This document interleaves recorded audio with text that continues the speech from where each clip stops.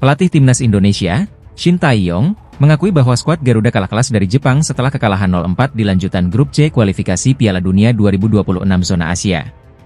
Laga yang berlangsung di Stadion Utama Gelora Bung Karno, Jumat malam, menunjukkan dominasi Jepang yang berada jauh di atas Indonesia secara kualitas. Selamat kepada Jepang dan pelatih kepala Hajime Moriyasu. Mulai dari peringkat FIFA hingga kualitas tim, kita memang kalah, ungkap Shin Tae-yong. Jepang saat ini menempati peringkat ke-15 dunia, sementara Indonesia berada di urutan 130.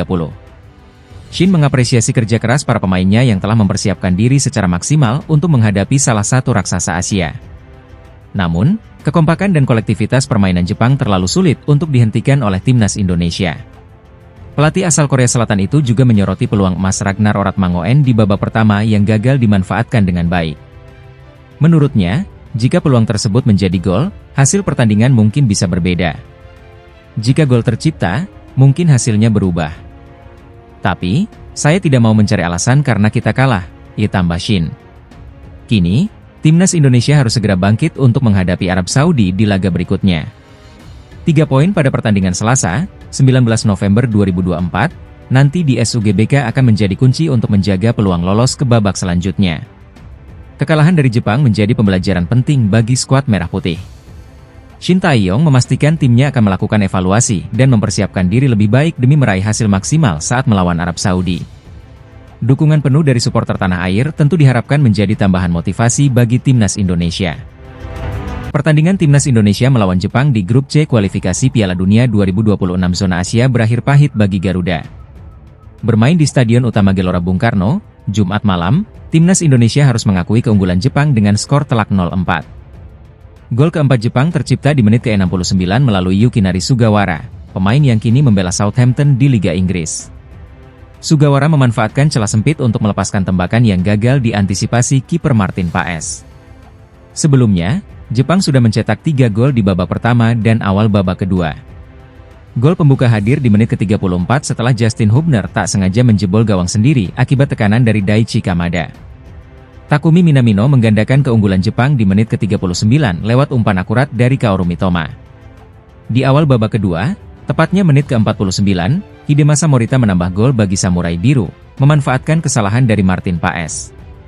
Indonesia pun tertinggal 0-3 sebelum akhirnya Sugawara menggenapkan kemenangan Jepang menjadi 0-4. Meskipun bermain di hadapan puluhan ribu supporter, Timnas Indonesia tampak kesulitan menahan serangan bertubi-tubi dari Jepang.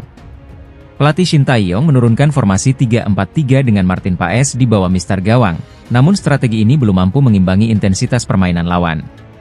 Sementara itu, Jepang menunjukkan kekuatan penuhnya dengan komposisi pemain andalan seperti Kaoru Mitoma, Takumi Minamino, dan Daichi Kamada. Tim asuhan Hajime Moriyasu kini memimpin grup C dengan koleksi 13 poin dari 5 pertandingan, sekaligus mempertegas status mereka sebagai salah satu raksasa Asia. Bagi Indonesia, kekalahan ini menambah derita setelah hanya meraih 3 poin dari 5 laga, hasil dari 3 kali imbang dan 2 kekalahan. Posisi Garuda semakin terpuruk di dasar klasemen grup C. Hasil ini menjadi pukulan telak bagi Timnas Indonesia, tetapi peluang untuk bangkit masih terbuka di laga-laga berikutnya. Pertarungan seru akan segera tersaji di grup C kualifikasi Piala Dunia 2026. Timnas Indonesia akan menjamu Jepang di Stadion Utama Gelora Bung Karno, Jakarta, pada Jumat, 15 November 2024. Meski Timnas Indonesia bermain di kandang sendiri, Jepang datang sebagai unggulan di pertandingan ini. Mereka kini memuncaki klasemen grup C dengan 10 poin dari 4 laga. Sebaliknya, skuad Garuda masih tertahan di posisi kelima dengan koleksi 5 poin. Pada 2 pertandingan terakhir, Timnas Indonesia belum meraih hasil maksimal, hanya bermain imbang 2-2 melawan Bahrain dan kalah 1-2 dari Cina. Bintang Jepang, Kaoru Mitoma, mengungkapkan strategi untuk menaklukkan Timnas Indonesia. Winger andalan klub Inggris, Brighton and Hove Albion, ini menyatakan Jepang harus disiplin menjalankan taktik yang diberikan pelatih Hajime Moriyasu. Meskipun Jepang unggul secara statistik, Mitoma menegaskan Jepang tidak boleh menganggap remeh Indonesia dan harus berhati-hati dengan pertahanan rapat yang mungkin diterapkan pasukan Shin Tae-yong. Dalam keterangannya kepada media Jepang, Koli, Pada Kamis 14 November, Mitoma menyebutkan bahwa Jepang perlu fokus pada sepertiga akhir lapangan, area dekat gawang Indonesia. Menurutnya, kecerdikan dalam membongkar pertahanan akan menjadi kunci di pertandingan ini. Kami harus memanfaatkan karakteristik individu masing-masing pemain di sepertiga akhir lapangan. Saya pikir disitulah kami perlu bermain, ungkap Mitoma. Namun, baik Indonesia maupun Jepang sama-sama tidak akan tampil dengan kekuatan penuh. Timnas Indonesia dipastikan kehilangan bek andalan, Mees Hilgers, yang mengalami cedera hamstring saat bermain untuk klubnya. Di sisi lain, Jepang juga harus kehilangan ujung tombak mereka, Ayase Ueda, yang absen karena cedera. Dengan kondisi ini, pertandingan diprediksi tetap akan berlangsung sengit. Jepang diperkirakan akan bermain agresif untuk membongkar pertahanan Indonesia. Dengan koleksi 8 kemenangan dari 10 laga pertemuan sebelumnya, Jepang datang dengan ambisi besar. Namun, dukungan penuh dari supporter tanah air tentu diharapkan menjadi motivasi tambahan bagi timnas Indonesia untuk meraih hasil positif di kandang. FIFA memuat artikel tentang 7 pemain yang patut ditunggu di laga kualifikasi Piala Dunia 2026 pada November ini. Salah satunya pemain timnas Indonesia.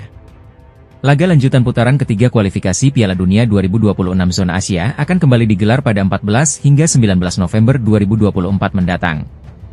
Timnas Indonesia kali ini akan menghadapi dua raksasa sepak bola Asia, Jepang dan Arab Saudi di Stadion Utama Gelora Bung Karno, SUGBK.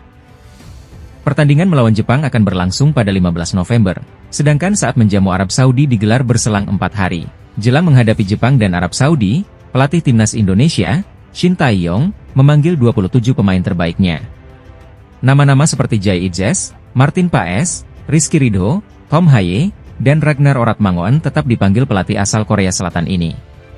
Namun, ada beberapa pemain yang tidak mendapatkan panggilan karena cedera seperti Asnawi Mangkualam, Dimas Derajat, Hernando Ari, dan Malik Rizaldi. Meski demikian, dia sudah memiliki pengganti dalam diri Yakob dan Yance Sayuri yang pada laga-laga sebelumnya absen karena cedera. Selain itu, ST pun dipastikan harus mencoret satu pemain yaitu Mees Hilgers karena menderita cedera hamstring. Cedera Mees Hilgers didapat saat membela klubnya, FC Twente pada laga lanjutan Eredivisie kontra Willem II pada 2 November 2024. Akan tetapi, Shin Tae-yong mendapat kabar gembira karena Kevin Dix sudah bisa dipastikan tampil di pertandingan melawan Jepang. Proses naturalisasi dan perpindahan federasi Kevin Dix sudah tuntas, sehingga sah membela skuad Garuda di laga nanti. Walau Kevin Dix menjadi salah satu pemain yang patut ditunggu debutnya bersama timnas Indonesia, FIFA ternyata punya pandangan lain.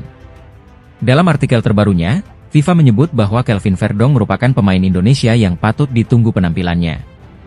Indonesia masih berusaha keras untuk mewujudkan impian Piala Dunia mereka, dengan prioritas pada bulan November ini adalah mengamankan hasil baik melawan Jepang dan Arab Saudi. Ditulis FIFA dikutip dari laman resminya, Selasa, 12 November 2024. Untuk memberi kesempatan terbaik bagi timnya, pelatih kepala Shin Tae-yong sekali lagi memanggil skuad terbaiknya, yang terdiri dari beberapa pemain yang berlaga di Eropa, termasuk Verdong, ditambahnya. Menurut FIFA, Kelvin Verdong berperan besar pada kemenangan NEC Nijmegen saat menghajar Groningen dengan skor telak 6-0. Bek kiri berusia 27 tahun itu memainkan peran penting dalam kemenangan telak NEC Nijmegen 6-0 atas Groningen baru-baru ini, dan para penggemar Garuda sangat ingin melihatnya mengulangi penampilan ini di panggung internasional, ditulis FIFA.